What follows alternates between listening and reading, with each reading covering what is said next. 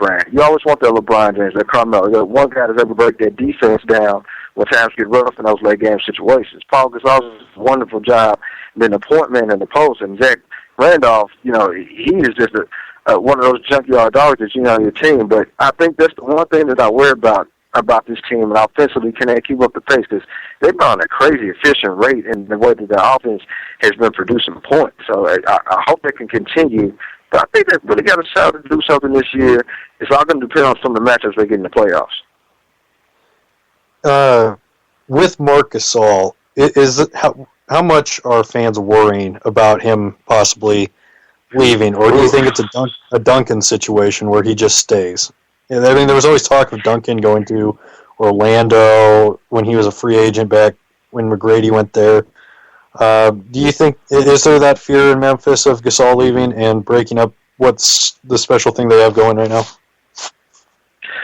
Yeah, it's definitely a worry because, I mean, you look at his brother, I think that's one of the biggest influences in his life, of course, is his brother Paul, who he's going to look up to and, has played in the NBA and had some of these type of trials and tribulations that Mark is going to go through over the next, year or so with his free agent impending. So, Paul Gasol has come out and said that, one of the best things that he did was move from Memphis to maybe L.A. and then maybe move from L.A. to Chicago. You have to put yourself in situations, I guess, to win championships. But Mark seems to be loyal, but, loyalty is overrated in sports. We all know it, and we love to see him stay in Memphis. But I think if that dollar tag gets too high, Memphis may not be able to afford to keep him. A team like, that would throw crazy money at maybe New York or, Brooklyn, one of these teams that has that type of money, doesn't care about the luxury tax, may throw in that type of deal that he may want to chase the money. But I really think that the fans are worried because they're not used to keeping those type of stars. It just usually doesn't happen in Memphis. And it's been a thing of beauty to see this cast of mismatch that Memphis Grizzlies really are. They got put together, this team and how it's come together this way. So it would be huge to keep him in Memphis because I think he's really the face of that team. He's probably the best player, even though that ran off of my tongue, really good. But he's the face of that franchise, I would say, him and Zach Randolph. So it would be really, really nice to keep him. So fans are definitely weird. With, the Grizzlies, how fun is it to live in a market like that? With the Grizzlies, it's probably fun in OKC, Sacramento from time to time, Golden State. When you build that team, it's not like a New York or an LA or Boston where you just go and find a quick fix, or Chicago. Yeah. You have to build a team, and you have to be smart with your money, and you have to be smart with your investments. How much fun is it to follow a team, from the bottom up?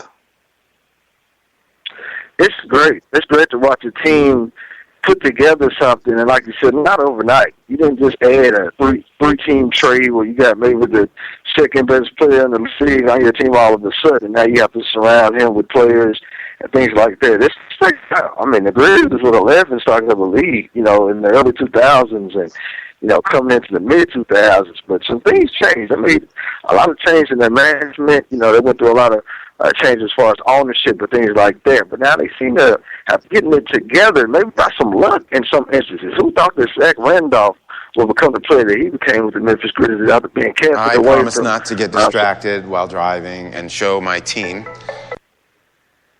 Sorry about that. Go ahead. Sorry. That's all right. And, nobody would have thought that he would have become the player that he became, that he's in Memphis. So, and then, like I said, Mike Conley has steadily got better to the point where he's maybe a top 10 point guard, maybe top 7 point guard in the league. And, the developer Marc Gasol, everybody left in Memphis when they made that trade for Paul Gasol, but not knowing that Marc Gasol was included in that trade. So they look a lot smarter about that. So that made some shrewd moves. Tony Allen's worked out great for him. So it's just been a thing of beauty to see it come together the way that it has, and you want to see it continue going. But we know in most of these cases that something's going to happen where one of these players are going to demand more money than maybe this team can offer. That's why I just tell fans, sit back, relax, watch it, enjoy it, and just ride this thing out as far as you can because you never know when this team can break up. Is there, every fan base, once a team gets good, every fan base kind of gets infested with some outside, negative fair weather fans. Has that started to happen with Memphis, with people, complaining on message boards, complaining on Twitter?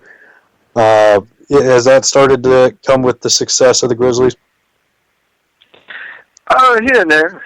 I mean, you see sometimes where some people are saying some things about the Grizzlies, and they're just a regular season team, and they're not going to do anything in the playoffs, and all these little indirect jabs that they're taking at the Memphis Grizzlies. So it's coming along. The more you win, the more hate that you get, and that's a good thing. You want hate, because hate means that you're doing good. That's what I always say. If people are not hating on you in some instances, you're probably not doing something right. So along comes with the territory. I think the Grizzlies are going to be fine to take it there. And, if they keep winning, at this pace that they're winning at, which is going to be hard to do, 15-2. I mean, you're talking about a 90%, 85% win clear. I mean, that's definitely going to happen at a time of the season where they're going to slow up. They're maybe going to lose 2 out of 3, or 3 out of 4.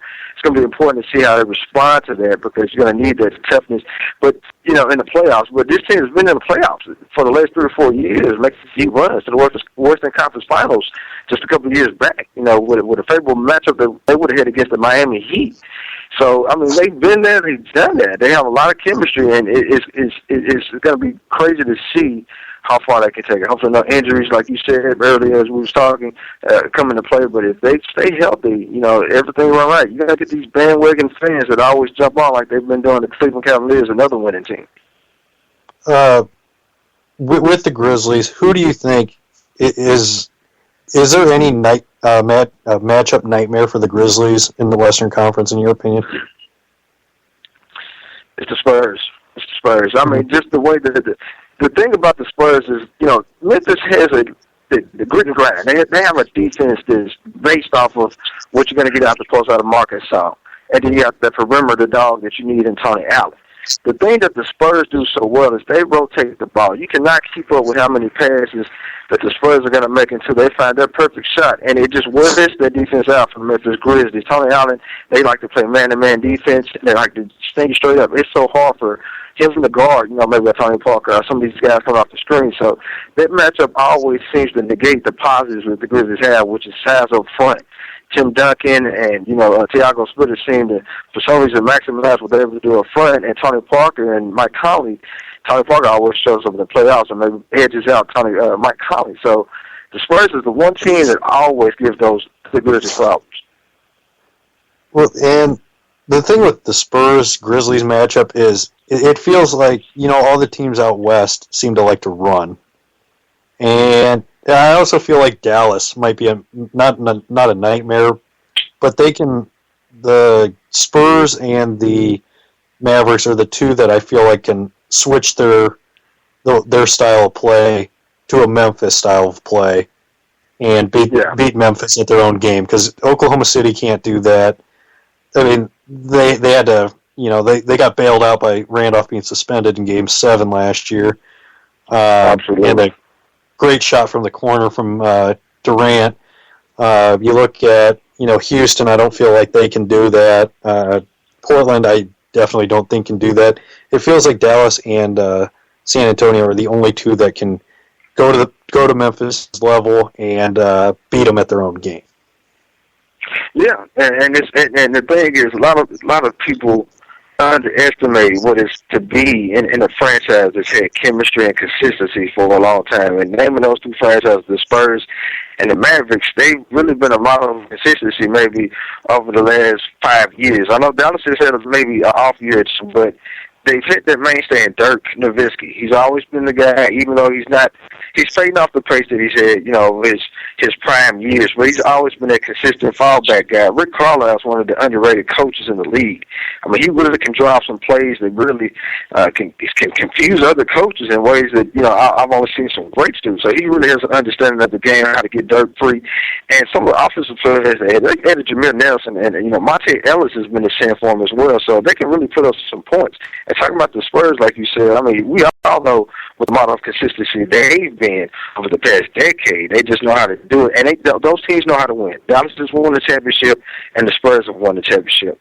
So that's one thing Memphis hasn't done. They don't know what it is to get to that finish line, and it seems like that experience, usually edges out Memphis in some of those closer bouts. But I think this may be a different year. Some years you just have a team that it all comes together, and it seems like Memphis, this will be their special year before maybe Marcus Hall gets out of town. Zebo is maybe on the back end of his career, and he's having one of those years. Mike Conley doesn't get injured. This is the year that you really wanted to come together from this hot start for the Grizzlies. What is your prediction right now for the Grizzlies? As far as going to in the playoffs, or as far as they record? Yeah, I'm sorry. Yeah, in the playoffs. I think that at this point, based on the matchups, if maybe they're a 1 seed, I don't know. Maybe they get to a point where they get in the opposite bracket of the Spurs. I really expect that they should at least make a Western Conference Finals. I would think so, because like you said, I think they're better at playing their game than these other teams, the Portlands. Even Golden State may give them a matchup problem because they do different things now under Steve Kerr, where they're freeing up their players to score even more points, which is crazy for Golden State. From a stylistic standpoint, if Memphis isn't able to really just bully those guys the way that they do other teams, they can give them problems. But I can say 4 or 5 teams that Memphis should be able to beat on their route. So I think they can make a Western Conference run if they're able to avoid the Spurs until that Western Conference times. Well, Carlos, I appreciate you coming on tonight.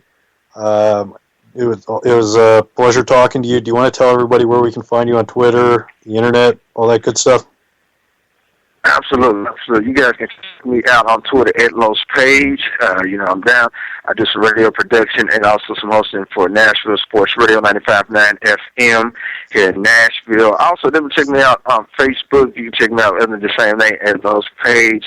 SportsHolicRadio.com is where you can find the latest podcasts, latest things that I've been up to, covering in the state of Tennessee and most of the southeastern of the United States. I appreciate you for having me, Bob. Always a pleasure. We like to catch up with each other on those Twitter streets, and it's always a blast, man. So I appreciate you, and we definitely got to do it again, man. Absolutely, man. I will talk to you soon, and we will be right back here on the Bob Sullivan Show here on LateNightSportsRadio.com.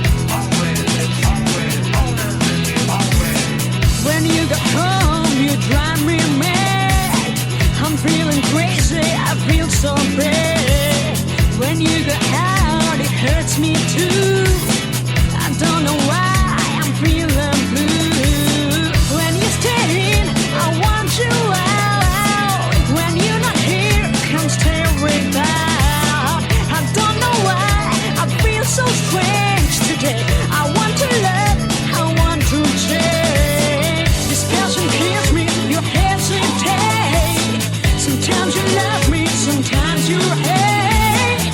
We're getting harder and then again.